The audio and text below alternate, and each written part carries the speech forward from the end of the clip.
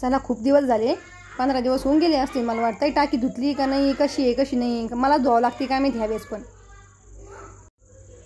चला आता ये बाई काय करते वरती बघावं लागेल. हिनं टाकी धुतली की नाही काय नुसती येऊन बसली काय वरती. टाकीत तर लई घाण झाली रे. हिनं धुतली की नाही काय नुसतीच आली वरती. काय किती टाकी घाण झाली तू बघ ना. ही टाकी याच्यात किती घाण झाली. अरे मी जर त्याच्यात गेलो तर मी निघाल का. वजन किती जायची टाकी मोडून. तू जाय ना. तो किती वजन आहे.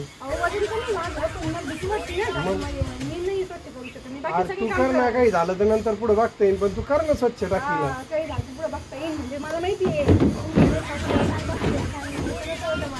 ते जाऊन द्या. आता याच्यावरून विषय निघालाय तर थोडंसं इकडे माझून संग बोलायचं. काय टाकी धुवू आपण काहीतरी करू. जर समजा मला काही झालं तर तुम्ही दुसरं लग्न करा बरं का. आणि जर करायची वेळ आली तर कोण बरोबर करता ना.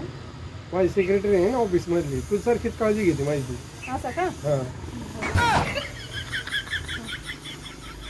आणि जर मला काही झालं मग तुम्हाला आता होणार आहे.